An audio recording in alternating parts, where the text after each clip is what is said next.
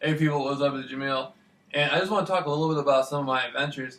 Now, I got one situation. It's really crazy. It's about actual real Nazis.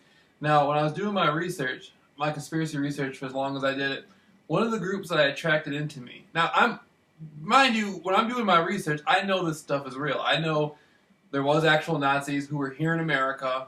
I mean, there was actual Nazis here in America before the war even started. Then I know after World War II, there was a group of Nazis who came into the Americas, North America, South America, the islands, stuff like that.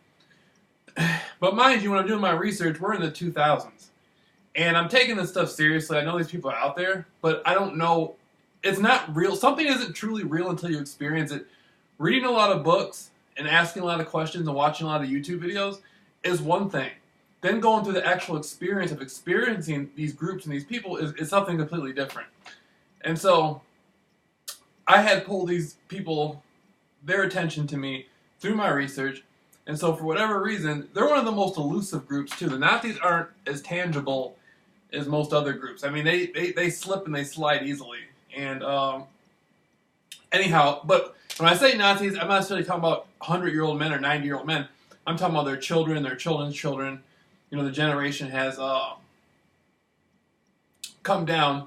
And there's always been a strong presence of them in America, and that goes back to the early 1900s and stuff. And back then they had all German schools, and people in the all German schools, when wartime came, it would be the adults and sometimes the younger children in the schools. They would help do things to fund the wars for Germany during World War I and World War II. And they would help orchestrate plans for their country. Just like any other group, Italian people would have their connection to Italy. Irish people would still have their connection to Ireland, and so that's how things were back in like the early 1900s. It was much different than today. Chinese people went to all Chinese schools. The American educational system, the way the world works in America, changed drastically after World War II. And so, anyhow, you have the Nazis, and so every now and then I come across these people, and there's some people who I can tell just look German, and they're really not associated with these people, with the secret societies surrounding the Nazis and stuff like that. And so there's sometimes I can tell, oh, it's really them. You know what I mean? It's them. They don't have an obvious. It's not an obvious look like I'm a Nazi. You know what I mean? It's more like it's hard to explain. Anyhow, these people are deep into psychological operations. And now, when I was staying in Phoenix, these people were constantly trying to figure me out. And I went to an area of a bar. I was sitting out drinking a Coca-Cola, and one of them came and sat next to me. And very slim guy, blonde hair. He was very Americanized, but I could tell as soon as I saw him coming, I'm like, oh, okay, that's Nazis. So I don't say anything. I'm just sitting there hanging out with them and stuff like that, smiling and stuff, looking at the girls and stuff. And he comes, sits down, and goes away. Then I see them a little bit. I see them around Phoenix, like watching me and stuff, and a little bit of action coming into the hotel, in and out of the hotel. I'm like, wow, man, this is cool, real Nazis. These guys had the craziest intelligence operations. At some point, I guess they saw me. They would see me. I guess they would see me, my interaction with women and stuff, and so they come to find out. Okay, if Jameel likes the women who have a thicker build to them, they got a fat ass. Jameel's gonna go after them. So let's push that into the mix.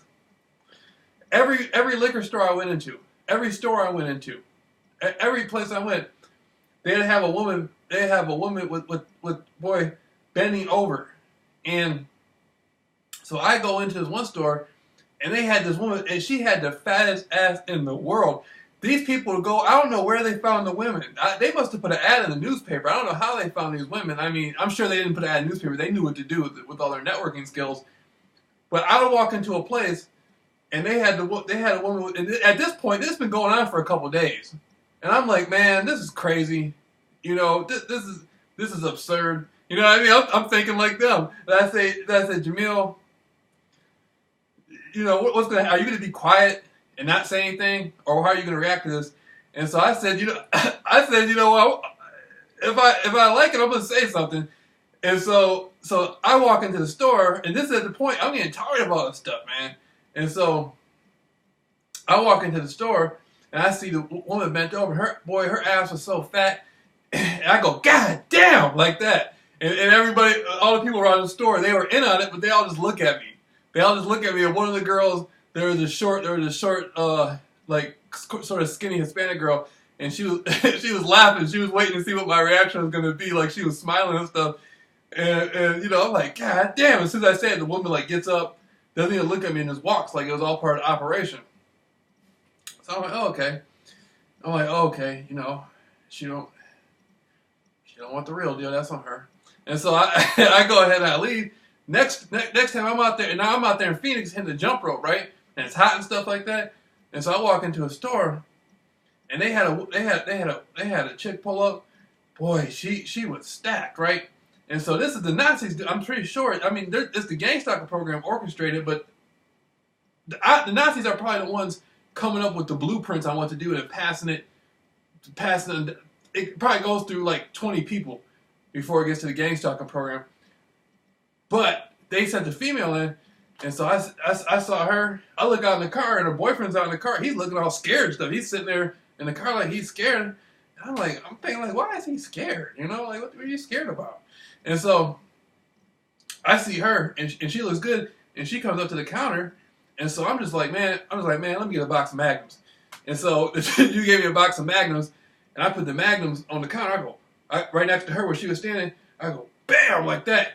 And I put my arm back like this, like looking at her and stuff like that, you know. And I saw the ass that she had, and I'm just sitting there studying her, right? And she's starting to look like you could tell her body's starting to move. She's starting to enjoy it, like the way I'm looking at her. And then I pick up my phone. I'm like, okay, I got my own little operation. And so she's standing right here, and I got the box of Magnums right in front of her on the counter. Like, you know, like, oh, okay, you already, you know, she's sitting there smiling, trying not to laugh. You could tell she's enjoying it all. And I'm like, you know why I put those there? I put those there for you. You know, I want you to see those. And so I get on the phone. I didn't say it, but she knew. I get on the phone, and I'm like, yeah, I'm at the hotel, you know, the Best Western. Yeah, man, I'm at room such and such. No one's on the phone. I'm just playing. No one's on the phone. Da, da, da. And so I'm like, so I'm sitting there talking, and she's hearing me saying, I'm at the Best Western Hotel. She's hearing me say what room I'm in. She's hearing me say everything. And I put with the Magnums right there. And while I'm doing this, I'm still staring at her. I'm still staring at her ass. And then her boyfriend's in the car still looking, whoever he is, one of the gang stalker, he's still in the car looking scared. And so at that point, I take my phone number, and I'm still pretending like I'm talking on the phone, just because I'm trying to see how she's gonna react to it.